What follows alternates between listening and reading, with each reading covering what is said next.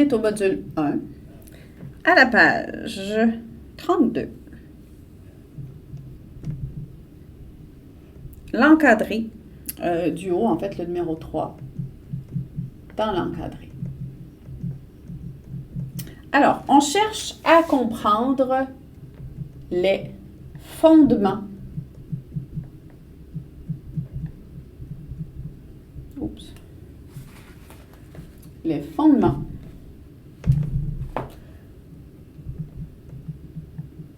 des arguments. Qu'est-ce que c'est que les fondements des arguments? Un argument sert à appuyer notre opinion. Si on essaie de convaincre quelqu'un qu'on a raison sur quelque chose, on ne peut pas juste dire « j'ai raison parce que j'ai raison ». Il faut que notre argument soit fondé. Donc, quand on veut que notre argument soit fondé, il y a 4 possibilités.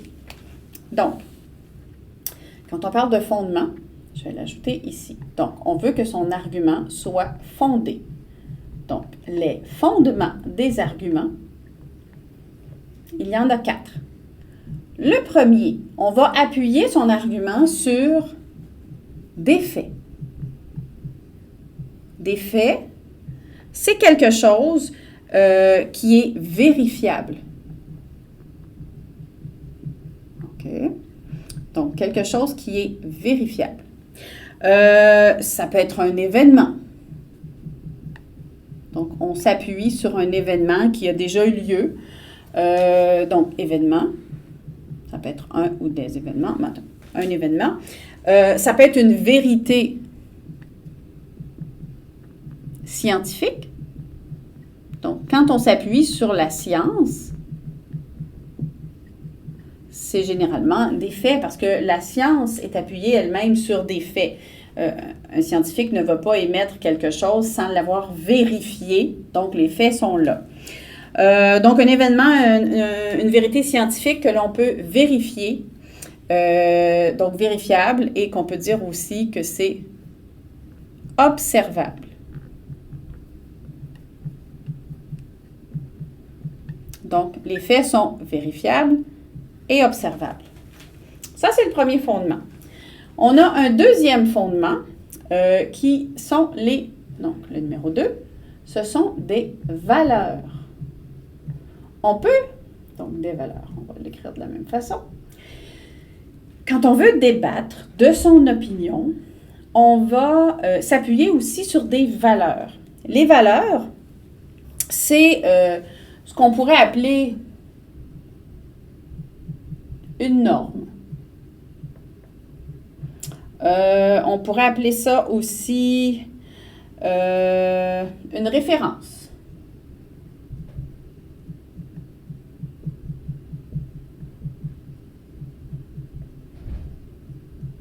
Ou encore un critère. Un critère, donc le mot ici c'est important, qui détermine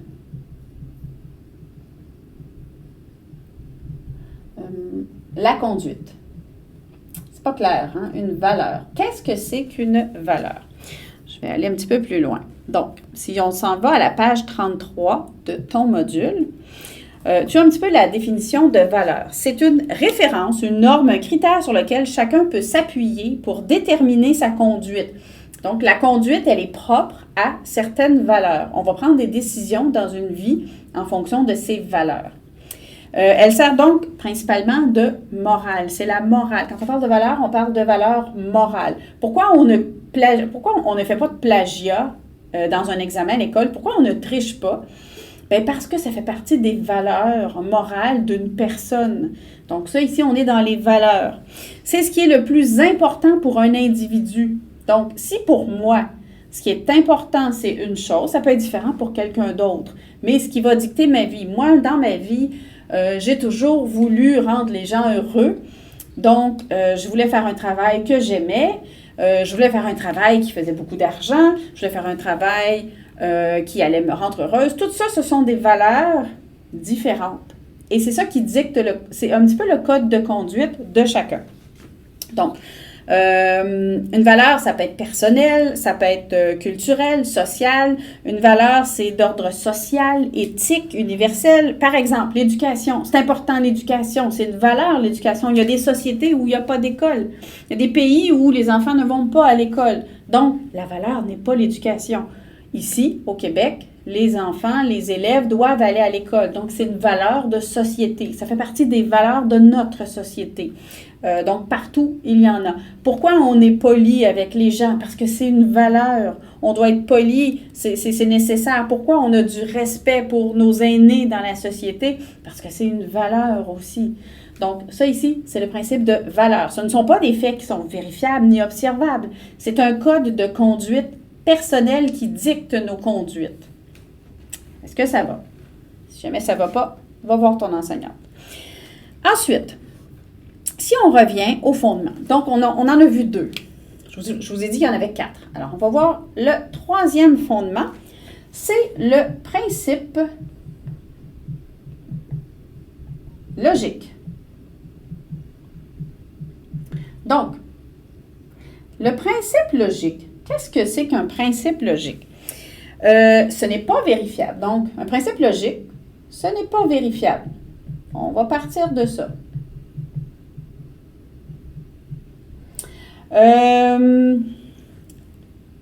Comme un fait, mais même si ce n'est pas vérifiable, il y a un petit peu comme une entente que tout le monde s'entend sur le fait que y a quelque chose de logique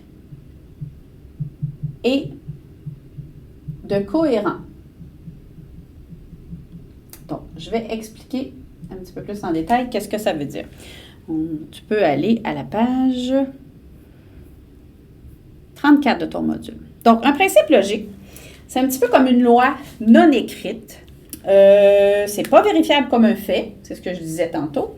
C'est pas vérifiable comme un fait, mais tout le monde s'entend pour dire que c'est logique, donc cohérent. Par exemple, il n'y a aucune mention dans les règlements de l'école, ça c'est l'exemple qu'on te donne dans ton module, de la possibilité de cracher à la face des autres. Mais tout le monde s'entend pour dire que c'est pas permis. Donc, c'est un principe logique. On ne se promène pas dans les corridors pour cracher dans la face des autres. Donc, logiquement. Aussi, on peut utiliser des proverbes connus et acceptés de tous pour faire consensus ou encore une loi, une clause, une charte. Il n'y a pas de fumée sans feu. Quand on dit quand on énonce ce proverbe-là, il n'y a pas de fumée sans feu, c'est que s'il y a un feu, il y a de la fumée. C'est un principe logique. Donc, s'il neige, il fait froid. C'est un principe logique. On ne peut pas dire il neige, il fait chaud. Ça ne correspond pas. Ce n'est pas cohérent. Donc, quand on énonce un principe logique, quand on vieillit, on a plus de responsabilités. Donc, ça aussi, c'est un principe logique. La nuit, il fait noir. C'est un fait, oui, c'est un principe logique aussi. Pourquoi? Parce que le soleil se trouve de l'autre côté de la Terre, donc c'est un principe logique. La nuit, le soleil est couché, donc il fait noir. C'est un petit peu un élément dans lequel on peut utiliser donc. Il y a du feu, donc il y a de la fumée. Il y a des règles de conduite à respecter, donc quand on respecte les règles, la société va bien. C'est la même chose à l'école. Donc, un principe logique, c'est là-dessus que c'est élaboré. Voilà. Et le 4e fondement. On en arrive au 4e fondement, qui est plutôt simple, celui-là. J'admets que le 2 et le 3 sont un petit peu plus complexes. Le 4e, on l'appelle la référence à l'autorité. Une référence à l'autorité. Qu'est-ce que c'est que la référence à l'autorité? Une autorité, c'est quelqu'un qui est expert. Alors, si je veux parler des changements climatiques, est-ce que je vais, par exemple, citer les propos d'un élève du primaire? On va aller gros, là, comme ça. Donc, si je veux parler des changements climatiques, si je veux que mon argument soit fondé, je vais trouver un expert en climat, en météo, et je vais citer ce qu'il dit pour appuyer ce que je dis.